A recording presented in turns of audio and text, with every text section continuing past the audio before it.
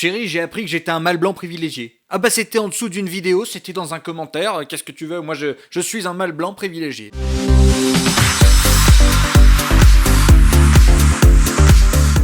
Mâle, je ne peux pas le nier, ça c'est sûr, il y a quelque chose, oui, non, il y a une évidence. Blanc, là aussi, c'est vrai que derrière ma barbe, j'ai plutôt le physique d'une fesse de nonne. Oui, de nonne, parce qu'on suppose que vu leur profession et vocation, elles vont pas mettre la fesse au soleil tous les jours. Contrairement à toi, Jessica, je te rappelle qu'on est en décembre, hein, il serait temps de faire quelque chose, hein. Privilégié. Ouais, on parle de privilèges. Comme quoi j'aurais des privilèges. Non mais moi j'ai une petite culture historique, pour moi privilège ça veut dire avant la Révolution française. C'est-à-dire qu'en gros tu fais partie du haut clergé ou de la noblesse, la moulaga et le pouvoir, t'en as. Hein. T'en as, tu peux en donner à qui tu veux, tes amis, voilà. Maintenant je comprends toujours pas pourquoi moi je suis privilégié. Non parce que niveau moulaga, moi j'ai choisi la philo, c'est-à-dire que j'ai fait 8 ans de philo et je travaille en association. J'aime autant te dire qu'au niveau de la thune je m'assois dessus, hein. Et alors au niveau du pouvoir, oui. Mais non, c'est-à-dire qu'on me laisse foutre un petit bout de papier dans une urne de temps en temps pour me faire croire que je décide des trucs, mais il suffit juste que je mette un Marcel Fluo sur un rond-point et alors là on me pète un œil ou on me pète un bras. Pendant qu'il y en a par contre qui se font financer leur campagne présidentielle par McKinsey par exemple. Donc le pouvoir non, pas trop. Mais ça sort d'où cette merde de privilèges blancs là ? Ça vient de l'outre-Atlantique ? Ah d'accord. Non, si américain était une race ?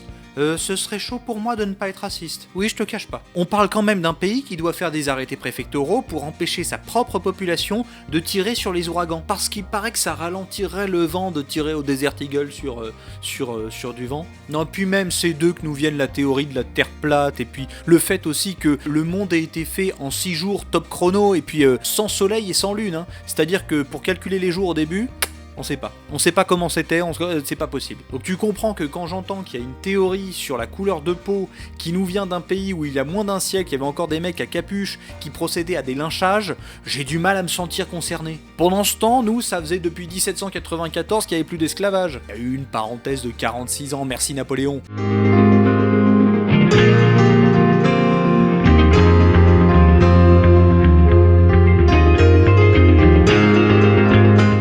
Pour être précis, le concept de privilège blanc, ça nous viendrait de Margaret McIntosh. Non, je ne sais pas s'il y a un lien avec Steve Jobs. Cette blague est hilarante, hein, je tiens à le dire, cette blague, on la garde. Donc elle a thématisé des privilèges blancs et elle en a listé 46. J'en ai retenu 11, parce que sinon, on n'est pas rendu. Enfin, moi j'ai envie de... Privilège numéro 1. Je peux, si je le souhaite, m'arranger pour passer le plus de temps possible avec les gens de ma race. Oui, alors déjà, moi je suis pas tout à fait à l'aise avec le concept de race. Et puis qu'entend-on par m'arranger pour passer plus de temps avec eux? J'ai envie de dire c'est un choix, non? C'est pas moi qui décide un moment avec qui je passe du temps? C'est-à-dire c'est un privilège de pouvoir faire le choix de rester avec des gens avec qui j'ai envie de rester? Mais puis même, moi je réfléchis pas en termes de race, je commence pas à me dire il est de telle race, alors je vais rester avec lui. Non mais t'es un malade. Privilège numéro 4. Oui, j'ai dit que j'avais fait un tri, c'est-à-dire qu'on passe du 1 à 4. Bah oui, non mais essaye de suivre, hein, ça va aller trop vite pour toi sinon. Hein. Je peux être plus ou moins sûr que mes voisins vont être neutres ou agréables avec moi. Alors pas du tout. Non, c'est-à-dire que l'expérience que j'ai eue, c'est que mes voisins, alors j'ai eu des voisins très sympas, hein, ça c'est sûr, mais non, mes voisins ne sont pas forcément neutres ou amicaux, non, on est français, hein, je rappelle. Hein. Privilège numéro 6. Je vais peut-être arrêter de compter avec mes doigts, ça fait vraiment débile.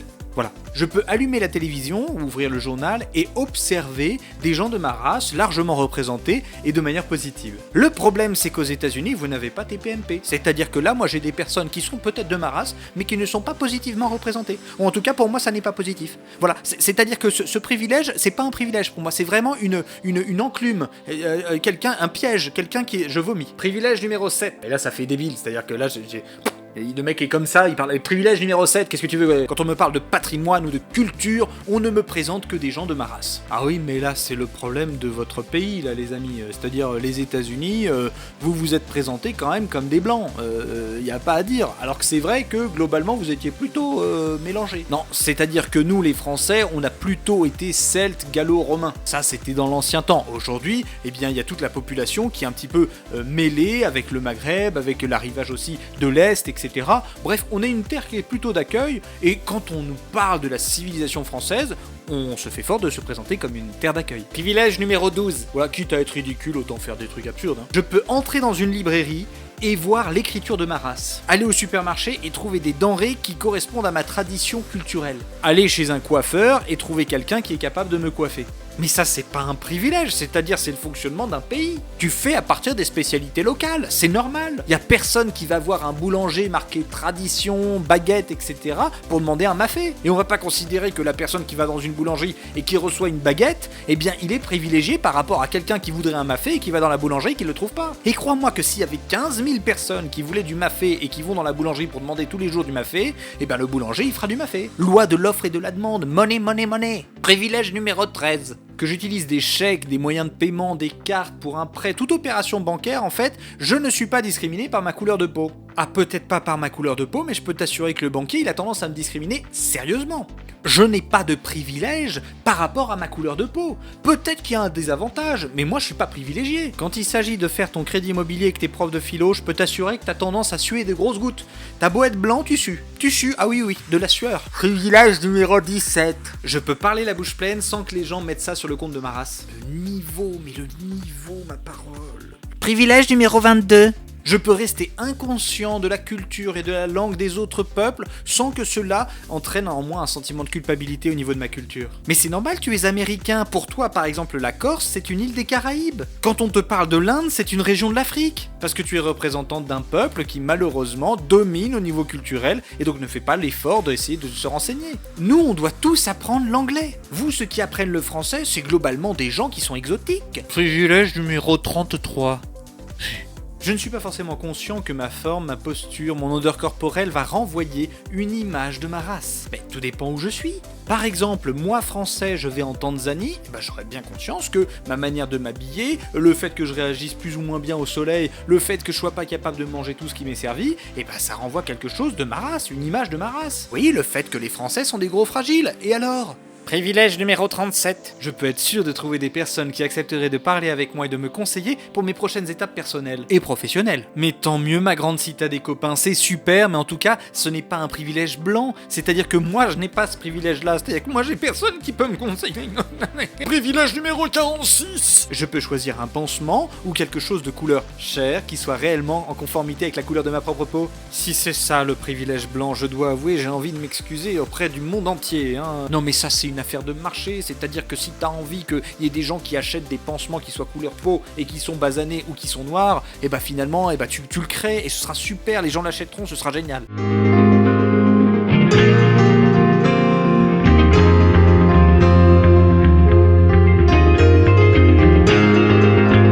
Non mais la plupart des privilèges dont tu nous parles, Margaret, c'est des privilèges blancs aux États-Unis, parce que vous êtes un peuple multiracial et ces races n'arrivent pas à s'entendre sur votre propre territoire. Les mecs, vous êtes des cow-boys. C'est-à-dire que vous tirez, puis après vous dites « Ah, ce serait bien qu'on s'entende un petit peu quand même, parce que là, c'est pas très sympa. » En France, on n'a pas la même culture. Non, je ne te dis pas qu'il n'y a pas de racisme. On a tous un oncle raciste, l'oncle Régis, tu sais, qui te sort une bonne blague qui met mal à l'aise tout le monde à un repas. Ou même, il y a des personnes qui en ont ras-le-bol, parce que dans certains quartiers, il y a des amalgames qui sont faits. Mais foncièrement, en France, on s'en contrefout de ta race. On s'en fiche. C'est-à-dire qu'on est une société qui est déjà multiculturelle depuis plusieurs milliers d'années, donc j'aime entendre dire qu'on s'en tape de ta race. Ce que tu brandis comme une fierté, là, ta race, mais ça a rien à voir avec le mérite ou la vertu. C'est-à-dire qu'on peut pas te féliciter, on peut pas te remercier pour ce genre de truc. Comme on peut pas te blâmer et on peut pas te condamner pour ça. T'es né d'une certaine couleur, oui, ou alors dans un certain pays, ou alors même c'est tes parents qui l'ont fait, d'accord. Alors c'est sûr, ça se voit. Par exemple, comme ta taille, comme ton épaisseur, etc. Alors il y a certains qui vont te le faire remarquer, oui, d'accord, ils vont peut-être te le faire remarquer. Mais ça veut pas dire qu'ils considèrent qu'ils sont supérieurs. Ils sont juste différent de toi. Toi-même, tu sais que t'es différent des autres. Sinon, tu brandirais pas ta race, ton sexe ou ton identité quelconque comme une espèce de bannière à agiter. Parce que dans le fond, si c'est au nom de ta race, de ton sexe, de ton identité, de ton orientation sexuelle que tu te bats, arrête de dire que tu vas être considéré comme tout le monde.